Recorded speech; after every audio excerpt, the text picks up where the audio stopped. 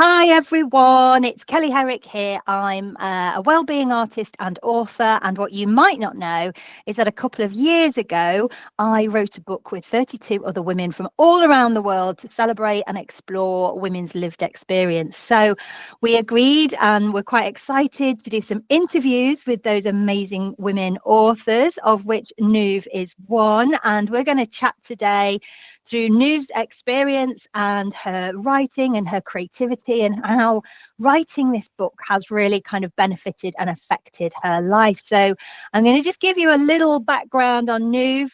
This is how she describes herself. She's going to say hi to us in a minute. So Nuv is a student of self and life, always seeking ways to grow and evolve.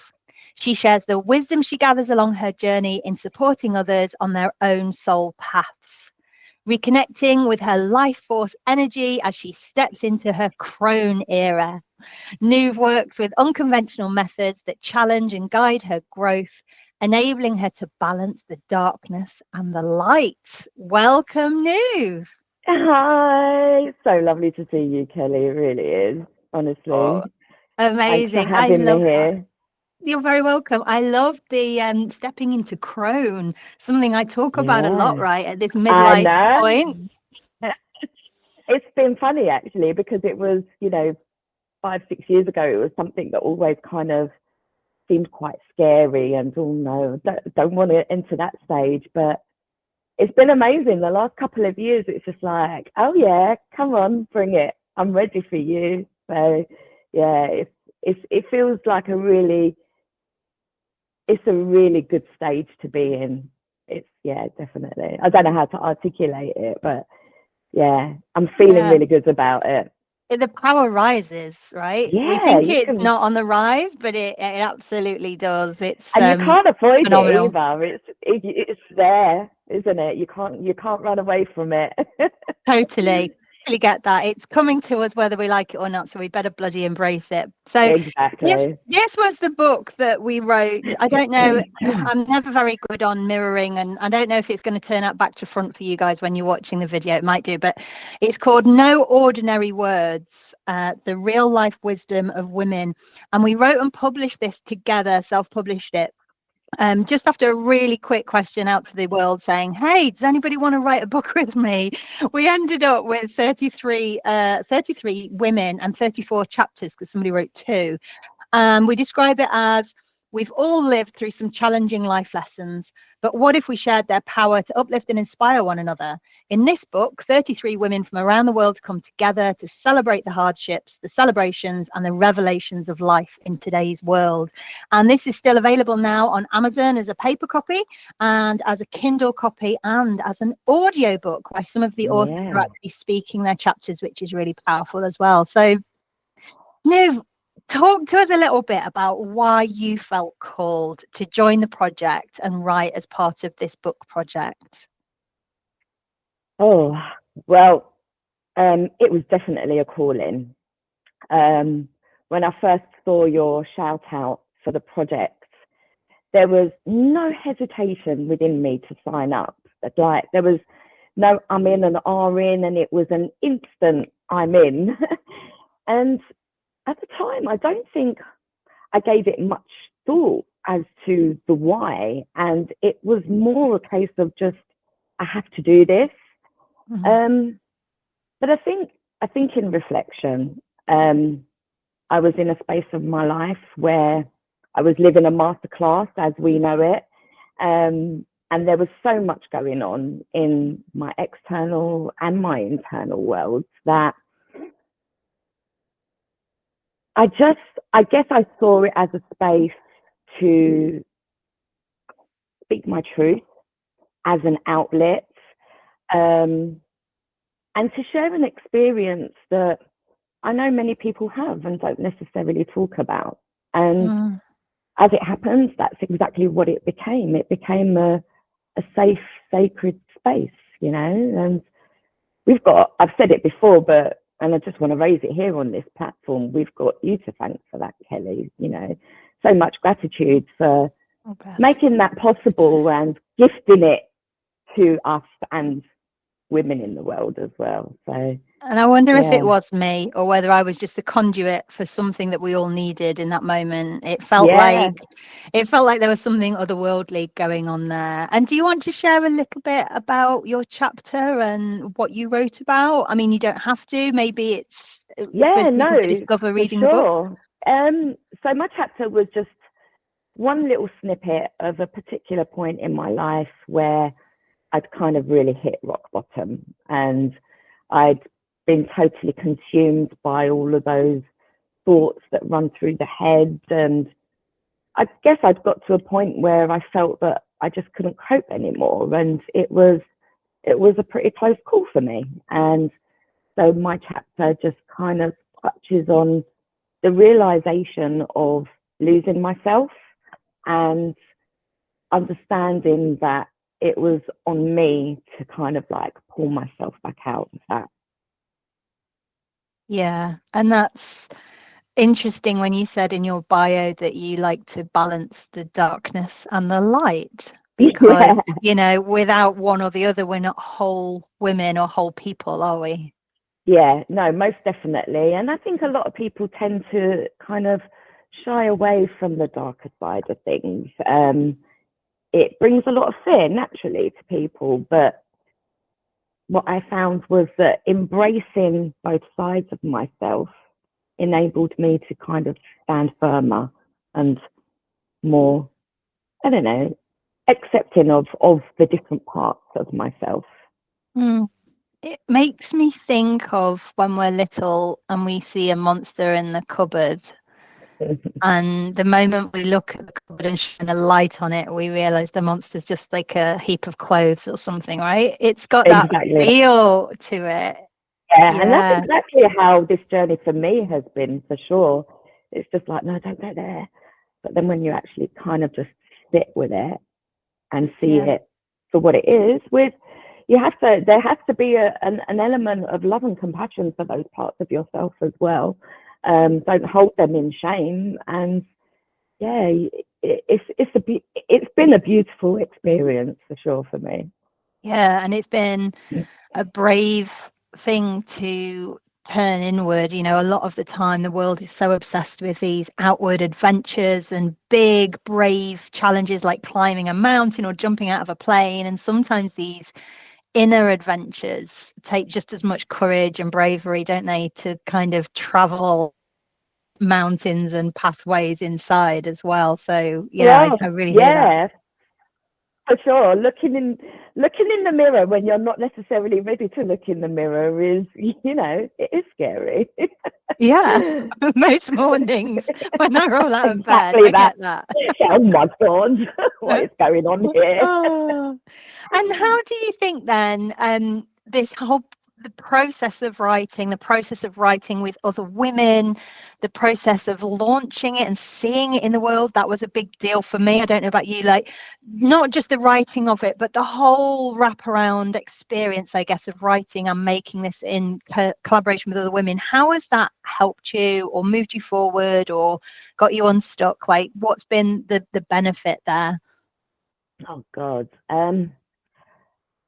I think it's been a healing process for me.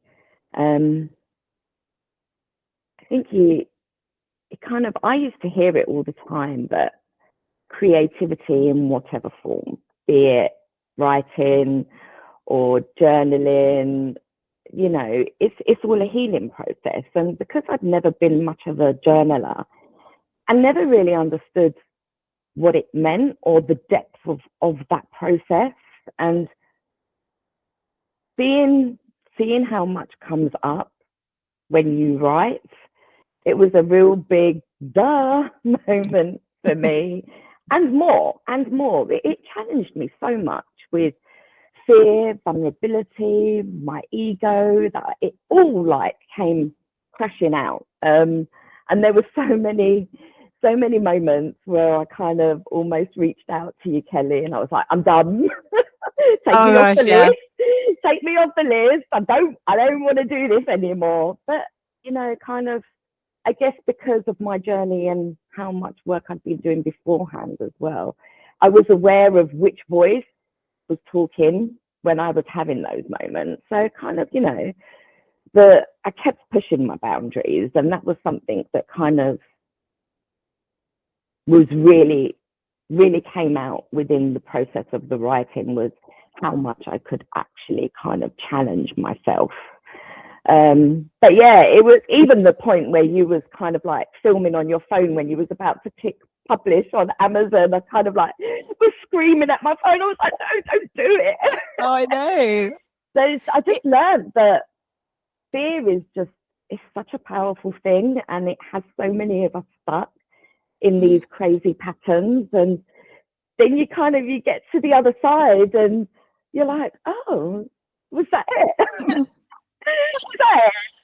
Yeah. For me, it really helped me with my vulnerability and my fear, and piping my ego down a lot. Yeah, I totally hear what you're saying. We have this like really contained soul bubble, and we think that's like our comfort zone, and our boundaries and our fear keeps us in it, and trying to step over it. And then when we look back, we've widened this bubble like massively, and we're like, why on earth was I stuck inside that tiny little space the whole time? So I hear that. What was all of that about?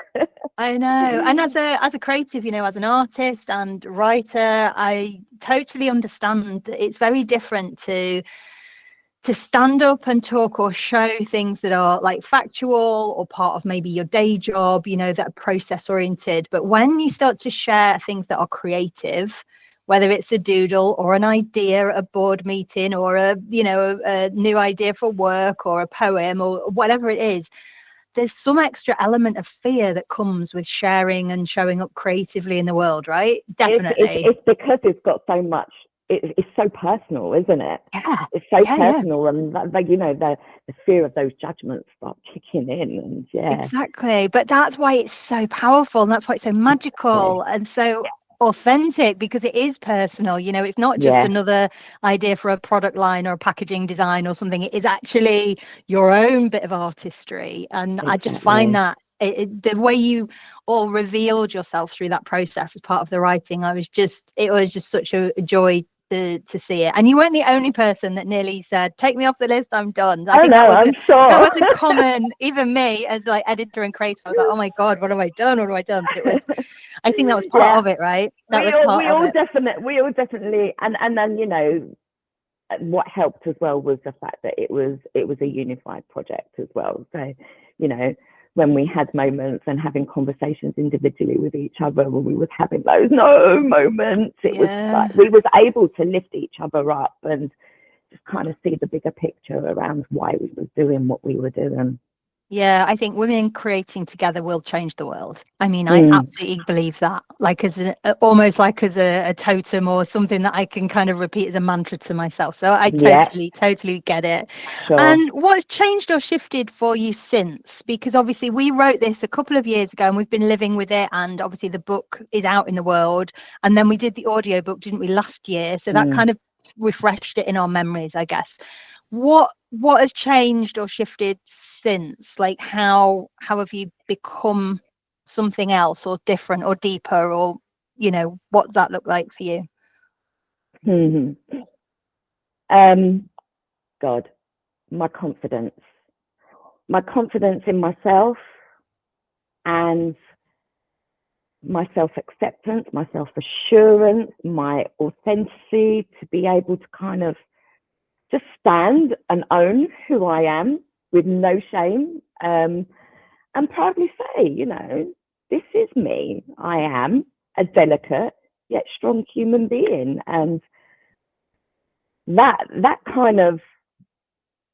has been the biggest shift for me, I think. And I come from a corporate background, and there was a time where I couldn't even sit in a room of 5 people without fear and anxiety kicking in and have me fumbling over my words. Like the amount of meetings that I sat in that was painfully embarrassing, not just for me, but for the people that were witnessing it in the room as well. And these were people that I were close with, people in my team that I knew on a personal level, and I just couldn't speak up. And being part of this book, especially like the launch event, God, that like really pushed me, and it was an internal mess.